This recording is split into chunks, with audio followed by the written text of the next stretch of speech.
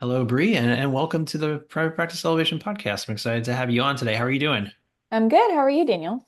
I am doing good. I'm doing good. I'm not sure if it's been really rainy by you, but it's been raining for the last like 4 or 5 days, and the sun is Yes, finally out today. And same. it's the last day of school for our 4-year-old, so it Oh, feels like a new season starting today. yeah, we have one more week for our 2-year-old and then I think 2 more weeks for our 5-year-old. So I'm Okay. I'm just behind you. We're Yes, gonna be in the same yes. boat soon. Yeah, my 8-year-old has one more week. He'll end next week. So yeah, Yeah. moving into summer. Oh yeah. Crazy. Wild Well, ride. Well, yeah, totally. I don't know what to expect from summer. We were just kind of chatting before we hit record of like, what does it look like to record podcasts in the summer when kids are around and all that Yeah. stuff? I Or think just it's wild. yeah. Or just run a business. Yeah. Oh yeah. Yeah. We just start pulling back hours and yeah. And that's when you need to make sure your systems are in place, right, people? Yes, such a good segue. Well, why don't we jump in and tell us a little bit more about who you are and what you do at BossCo, and maybe just share a little bit of your story, why you started this business and do what you do today. Yeah, thanks. So, like you said, my name is Bri, Bri Chrisman. I am the founder and CEO of BossCo. We're a little bit different company in the mental health space. We're a business operations and growth strategy agency. So we don't have any therapists on staff. We all come at it from an operations, project management, HR capacity, and that's what our backgrounds are in. So Cool. we think a little bit differently than the therapist, Yeah. therapist growth companies and things like that. Yeah. Yeah. We have helped. I don't even know the number. We have helped many therapists grow their practices, streamline their practices, so we know the ins and outs of mental health, and we only work with mental health practices, so we know that the nuances of mental health and how it's such a Yeah. different beast in than the healthcare community and any other field as well. So Yeah. we're able to dig deep and really hone in on creating um, sustainable growth in mental health. So I started my company in 2020, mid-pandemic, which is Great always time. fun. Great time. Yeah, with a like 8-month-old baby. Oh, even Um, better time. I know, right? My background's in sport event management and marketing. So there was no Cool. sports, there was no events, Yeah. there was no marketing budgets. My career prospects were basically gone. But I knew that I had the skills, the operations background and the project management background, and I was like, well, why don't I just go into business for myself? I have the flexibility. That way I can, be flexible for Yeah. my kid and future kids and all of that. Um, and so one of my first clients was a therapist, and she's amazing. We still work together today. We're actually really good friends. Awesome. And from we grew based on referrals. So all of our referrals ended up being therapists. And so Hmm.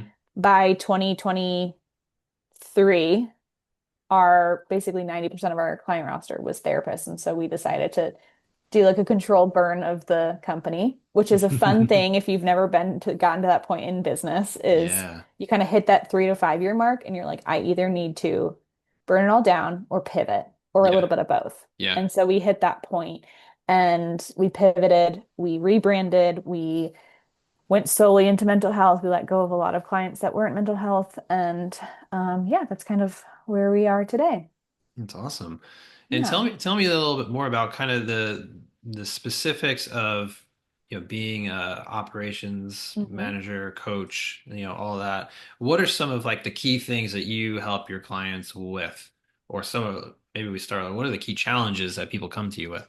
Yeah, we typically see the clients that we work with mostly are the ones that have hit that proverbial wall where they want to grow but don't have the time, don't have the energy, just want to burn all down and go back to solo practice. Want to take a Yeah. vacation but they can't, want to bring on a new team member but they can't because they don't have processes in place, they don't have time to Yeah. train them. And so we come in and we look at um, what their processes look like, what their workflows look like.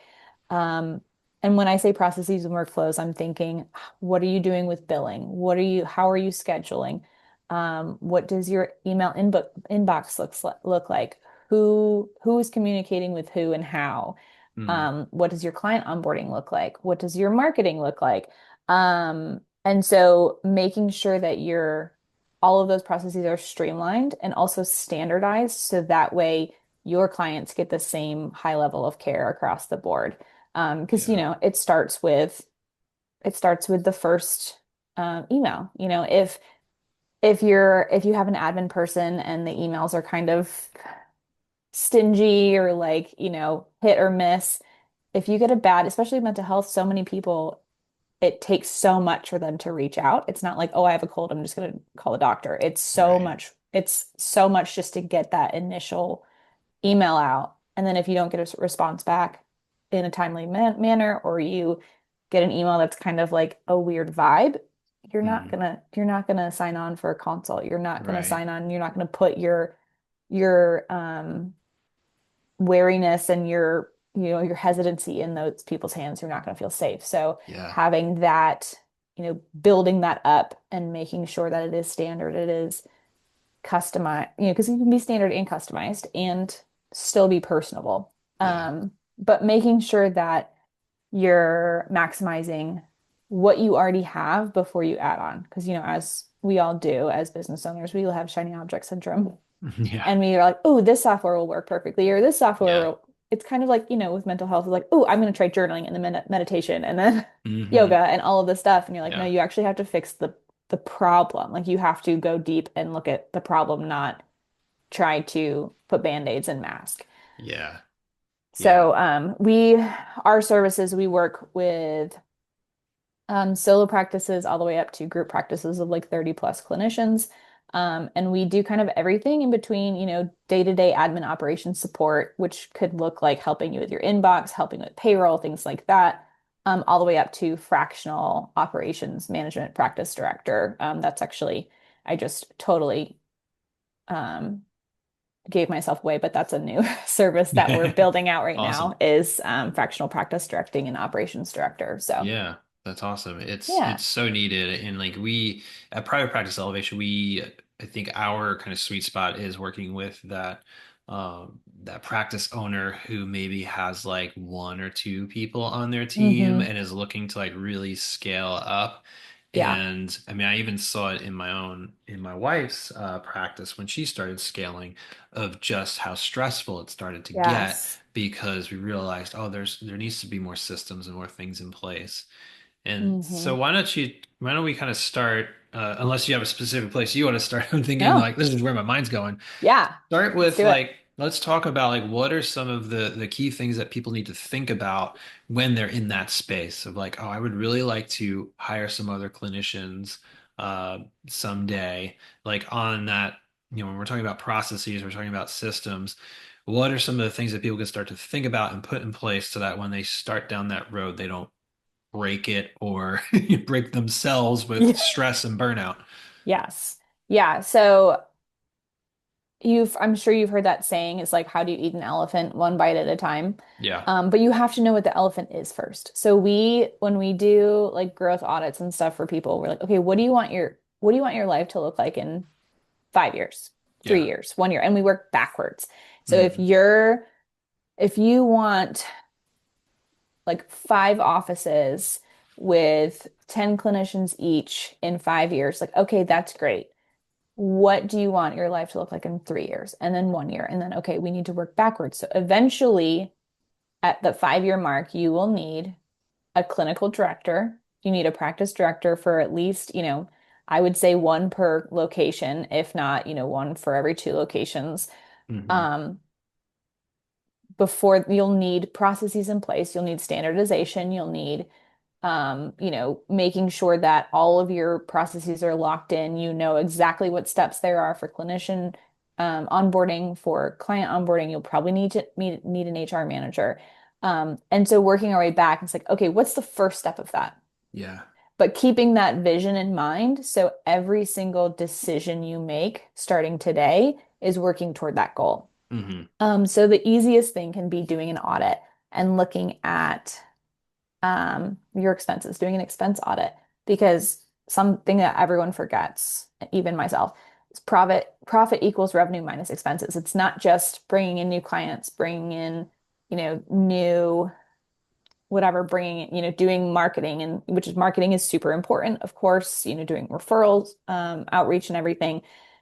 But expenses is part of that too. So if Hmm. no matter how many clients you have, if your expenses are through the roof, you're not going to make any money. So Yeah. doing an expense audit, looking at what you're actually building, what you're actually spending money on, and seeing if we can get that down. So you're kind of working on like a bare bones budget. I mean, within reason, of course. Right. But there's so many people we see that are paying for multiple softwares that are doing the exact Hmm. same thing, or they're on a tier of a software where they're paying all this money, but they're not using all the features and they could easily drop down. Yeah. Another easy way is, paying yearly instead of monthly for software because you can get Hmm. that like 15-20% discount. Yeah. Um, Getting that honed in so that way you have some extra money without having to lift a single finger. And then really looking at your processes, looking at how you onboard clients, what the churn rate is, what you're looking at as far as um, sorry, I lost my train of thought. Okay. Working like where are the clients dropping off in the Hmm. onboarding process? And okay, if they're dropping off at after the consult, what's going on in the consult? Let's do some role playing. If they're dropping off before the consult, well, do we need to send more email follow-ups, things like that, and really getting processes in place. Yeah. And with that comes creating SOPs, which are standard operating procedures, and making sure that those are correct and are detailed so that one, you can make sure that standardization is there, but Hmm. also you can use this to train new people. Yeah. So it's Hmm. so much easier. So when you do train people, you have all these resources in place, and training and bringing new people on is way easier every single time. Yeah. Hmm.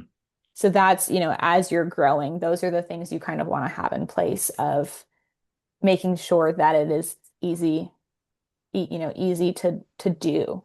Hmm. If bringing on a new clinician is like pulling teeth every single time, you're not going to want to Hmm. do it. Right. Yeah.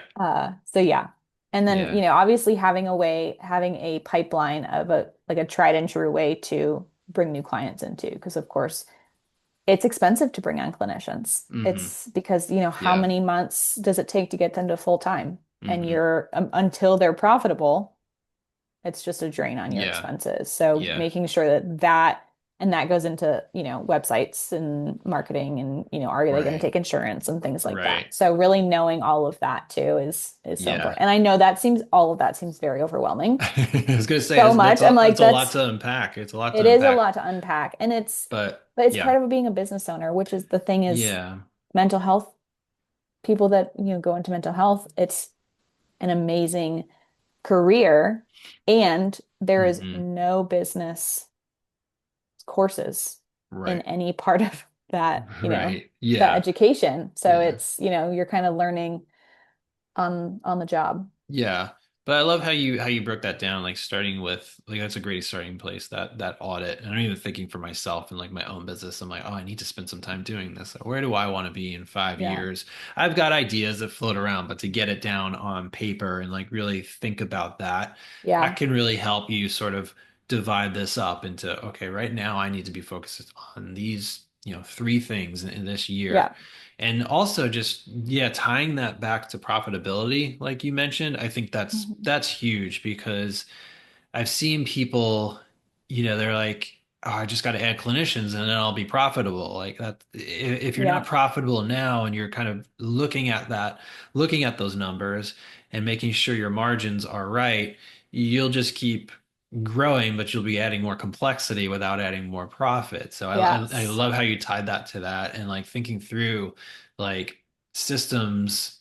It's not just like the systems aren't going to make you profitable. Like you have to No. kind of focus in and really know those numbers so that then the systems can start to fuel that profitability, so to Yeah. speak.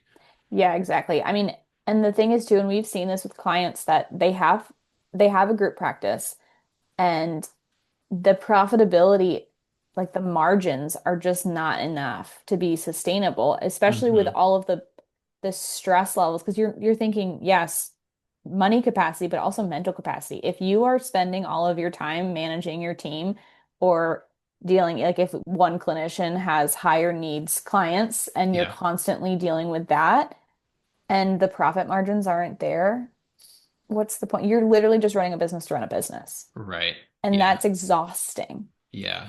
Yeah. And that will eat away at you over time and Yes. create a lot of frustration with the business and Yes. resentment and burnout. Yes. So much burnout. Yeah. Yeah. Well, let's go in. I want to talk a little bit more about processes, because that's another thing that is great to unpack. And I think Yeah. that for me in my own business, that was actually something that it took a little while to learn, but it was something that I started doing early on, like kind of getting into that headspace of like someday there's going to be Hmm. someone else here to help me run this thing and do these Yeah. things. So, for me, it was like it was as simple as creating Google Docs where I was just Hmm. taking screenshots of things that I was doing repetitively and how I wanted them to do, and then just creating a bank of those Google Docs. Are there Yeah. ways that you encourage people to approach this, softwares that you like to use? Where do you start with that with your clients? Yeah. I honestly will tell everyone use the software only works if you work the software. Hmm. And the system only works if you work the system. And if everybody buys in. Yeah. But I am very hesitant about um that's not true. I was gonna say I'm hesitant about referring, but I will say we do have some of our favorite tools, but Hmm. if everyone's brains work differently. And Yeah. so if I give you like for example, there's 1.5 million project management tools out in the world. Yeah. If I give you one like Trello, which is it's called Kanban view, it's like a Hmm. board of, different statuses and stuff. If your brain does not work like that, like mine, I can't deal with that with like I Hmm. can do that projects like specific. That's how we do our social media. Yeah. But everyday tasks, there's no way. Yeah. So not being able, I need a calendar view. And like my Hmm. assistant needs a list view. And so if your brain doesn't work that way, you're not going to use it. Yeah. So I always say whatever software you're going to actually use. Um, but there are things, there are those core foundational pieces that you need. Hmm. Um, we are huge Google people. Because it has everything you need. Just like you said, Hmm. Google Docs, you can use, depending on your tier, you can record all your meetings. Obviously, not PHI, but Hmm. like if you're doing referral stuff or, working with different providers and stuff. Yeah. Um, as far as, um, EHRs, things like that, I mean, it's really it's interesting because it's a super simple question with a very Hmm. complicated answer. Right. Yeah. Because it's not necessarily about the software, it's about if you're using it Yeah. to its max, Yeah. like you could get I have clients that we've worked with that we start with and they have an EHR, but they also have a messaging system over here and they're doing this over here and this over here. Hmm. I'm like, why don't you your EHR has all of those features. You might just have to Yeah. bump up to the next tier, but guess what? That's going to save you a ton of money and it's all inclusive. Yeah. Yeah. And so you're not having to mix and match everything. Um, we try to, whatever software you're using, try to use the minimal amount possible to Hmm. do what you need to do. Yeah. Because one, it's not as confusing. Two, it's less to train people on. And three, it saves you a crap ton of money. Yeah. Yeah. Yeah, absolutely. That's something that I'm always striving to like review what softwares are we using? Yep. Are we using them to their full potential? Some Mhm. of them I even kind of understand like seasonally, like I have more use out of the features of, so I Yeah. will I will use them and get what I need out of them, and then I can kind of bump it down to like Yeah. the free level or something like that. And Yes. I know that's kind of annoying to manage, but I mean, you kind of learn those things. Once you find those softwares that you like and that really serve Yes. you, you can kind of understand those things to make sure that it's just not on autopilot, like you're getting, Yeah. charged monthly. I Yeah. think And there's go ahead. Okay. I was gonna say there's so many that you buy and you're like, ooh, this will be great. Or if you do a free trial and then Yeah. it just if you're not looking at your bank Yeah. statements, it's just auto, withdrawing every single Yeah. month and you're like, where's all my money going? Right. And you're like, oh, right, I forgot I signed up for Yeah. that. Yeah. Um, yeah, I mean, we save so la we typically do a software audit and an expense audit every quarter for our clients. That's great. Yeah, it's fantastic. So one that we did last year for one of our clients, it's my favorite that we did, um, is we went through we did 13 months of bank statements because just to get those yearly, ones, you got to go the Hmm. extra month behind.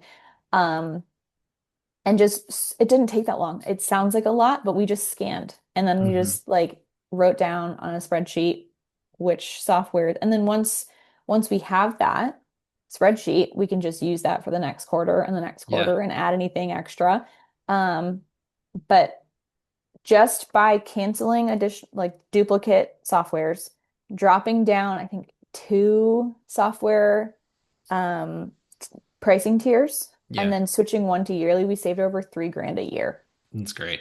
I mean, it's so Yeah. easy. And that's $3,000. So that's what, I mean, say your hourly rate is $100 an hour. That's Hmm. 30 sessions that you don't have to do now. Right. Yeah. That's great to think about it like that. Yeah. Yeah. Another thing too that just kind of came to my mind is when those softwares changed their pricing and you didn't get the email because it went to your updates inbox, tab, Yes. and then all of a sudden you're like, why is this software twice as much as it was?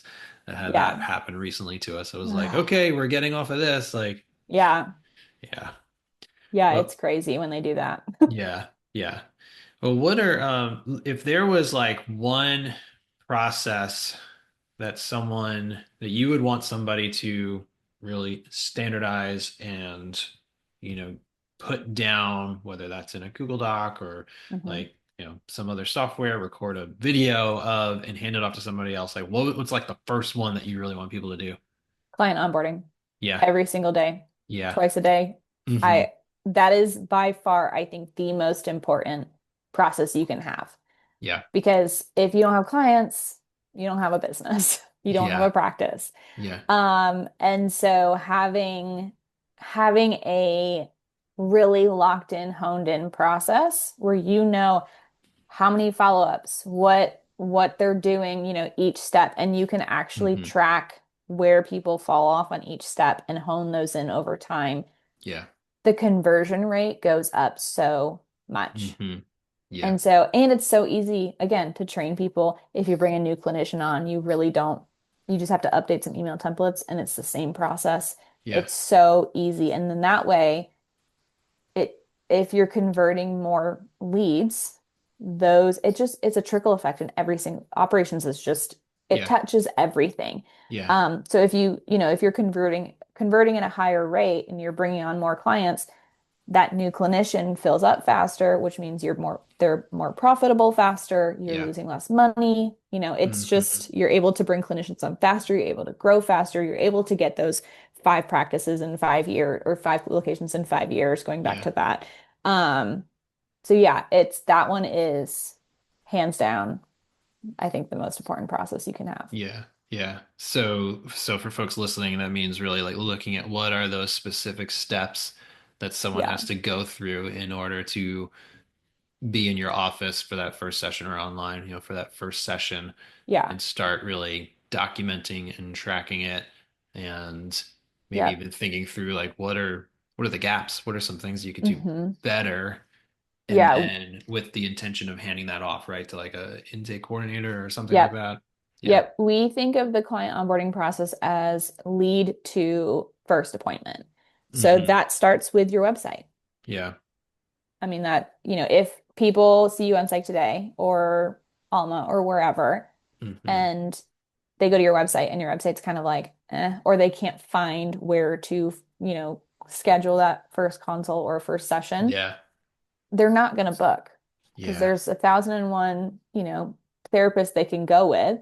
Even Hmm. if they love your vibe, if it's too difficult, they're not going to do it. The barrier to Yeah. entry has to be so low. Hmm. Um, so yeah, and just making sure that not only you're a fit for them and making sure it's easy for them to go through the steps, but making sure that you get enough information too to make sure they're a fit for you, Hmm. That's good. which is also super important. So Yeah. making sure, like, if you only take one insurance, making sure they know that up front, so that way you're not wasting your time or their time, making sure that, they know your rates, making sure Hmm. that they know what you specialize in, things like that. So that way it's not, because I mean, I'm sure that every single person listening can say that they've had a client where they're completely not a good fit, and it was like 10 emails back and forth, and you spent like 3 hours on this Yeah. person for like Hmm. for no reason. Yeah. Um, so that's, we want to avoid that. Yeah. Now you're speaking my language when we start talking about the websites and making it like we can't make people think Yeah. I'm like a huge fan of the FAQ. Like it's just as simple as that, like Yes. getting very detailed in the FAQ so people know what to expect Yeah. from the process, like even on individual service pages on the website. Like Yeah. 'cause those are somebody might not go to the main FAQ page, but they might be like looking just for couples therapy. So like Yeah. let's break that down, what it looks like, how much it costs, what's the process, how many Hmm. sessions do you expect them to have, stuff like that. So that Yes. when you start that conversation, you get on the phone, you're really dialing in like, is this person a good fit? They already know, so Yeah. you're not wasting time on those Yeah. obvious questions.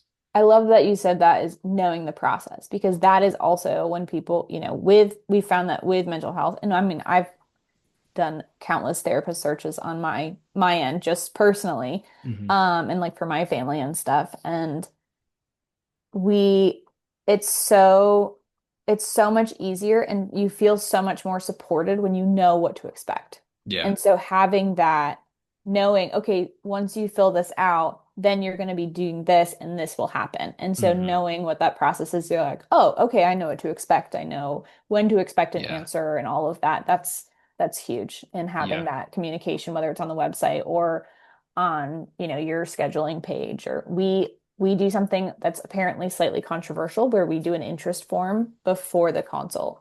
And it Mm. actually, I've been told that it's a barrier to entry, but it's actually helped us convert more people. Interesting.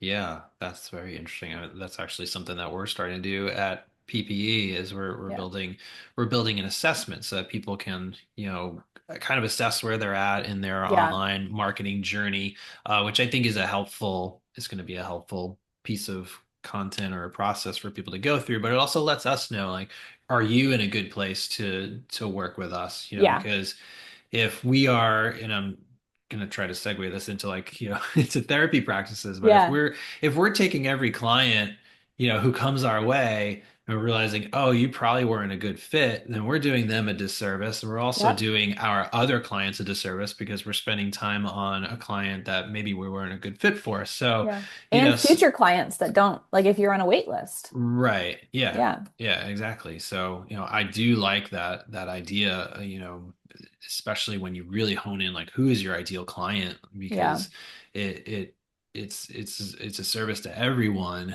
to know who your ideal client is so that you're taking those people on, you're doing your best work, you're feeling Yeah. satisfied with your work and all that. And so, yeah, Yeah.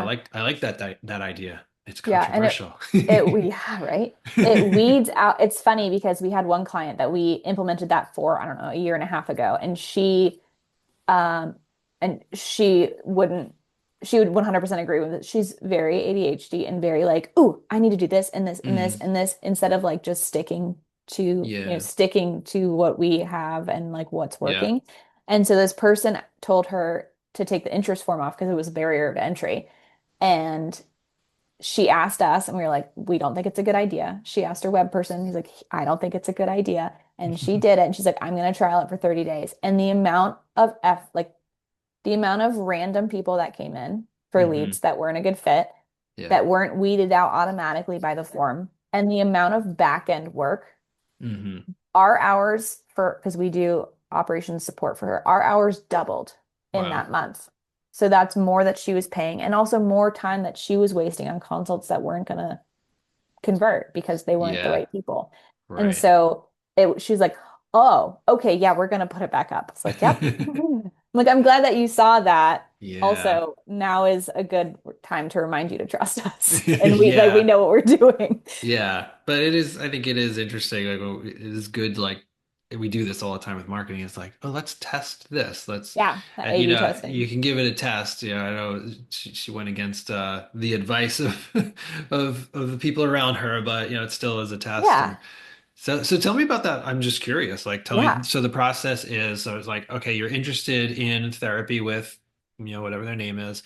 Yep. Fill out our form, and what is Mhm. it? Like, we'll respond within 2 days, let you know if you're a good fit or. Yeah, so we do like book a like basically it's like book a consult. And so Hmm. it's just a Google form. Hmm. But because Google has the BAA in place, we're able to pull information, which is great. Hmm. But it's just it fills out the intro it's just a Google form and it says like just to make sure you're a good fit and to get all your information, to get enough information also for the consult so the clinician is ready as Yeah. well. Hmm. And then you'll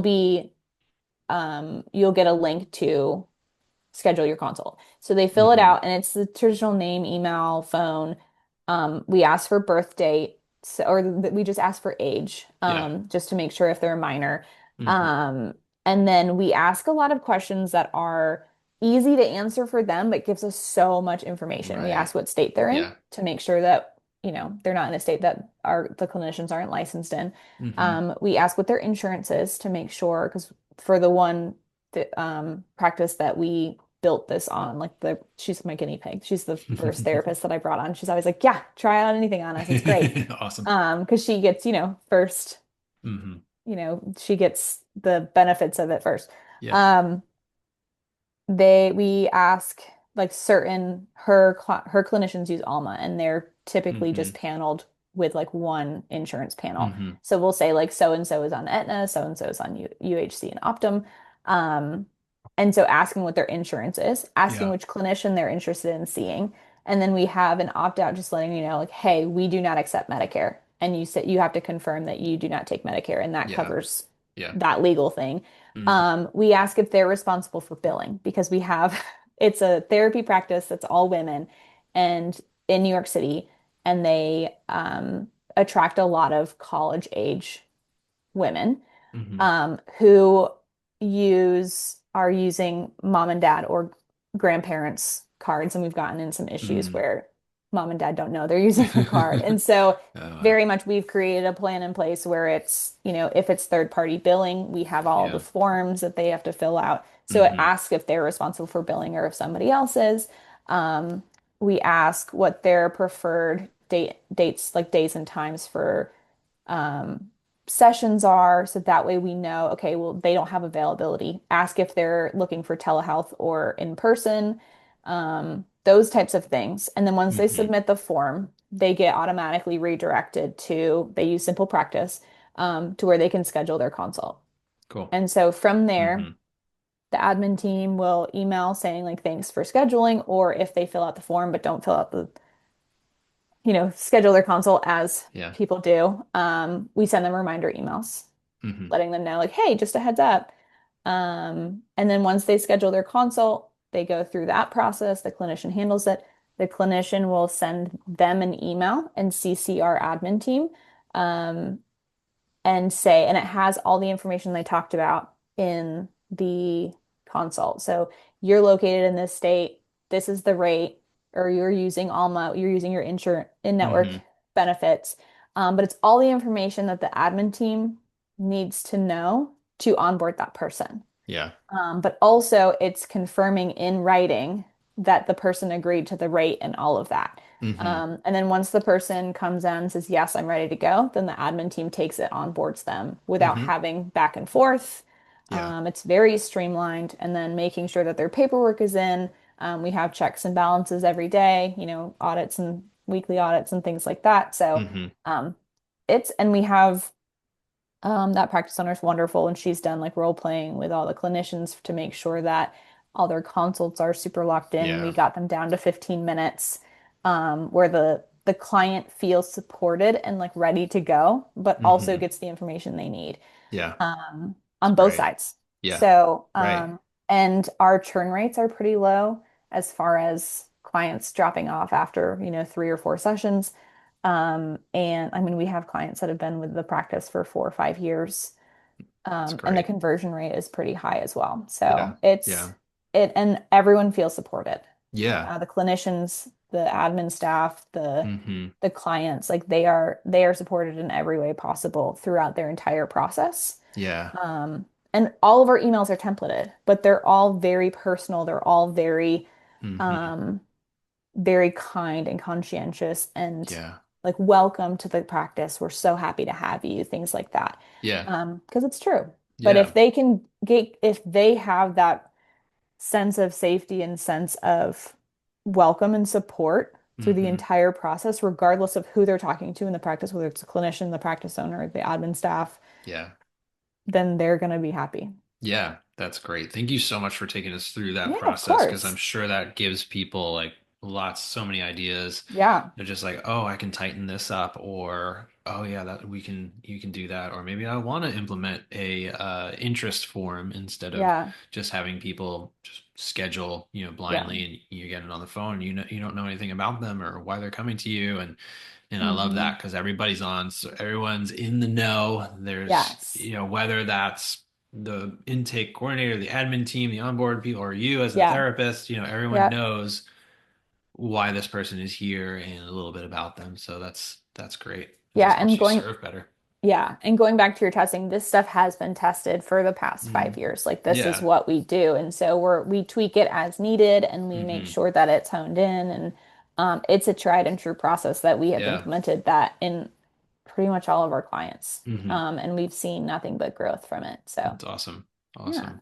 Well, I think that's a great place to land. I feel like that Yeah. has you got listeners got a lot of meat to take away there and Yes. chew on for a while and think about their own onboarding process. Well, why don't you just tell us a little bit more about where people can find out more about you and the work that you do and find resources, related to these processes, operations, and making their business work smoother. Yeah, thanks. So our website is heybossco.com.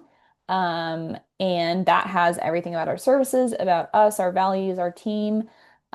We are on LinkedIn and for Hey Bossco, or my name just Bri Chrisman. I share a lot of tips and tricks on there. And then we're on Instagram at hey_bossco.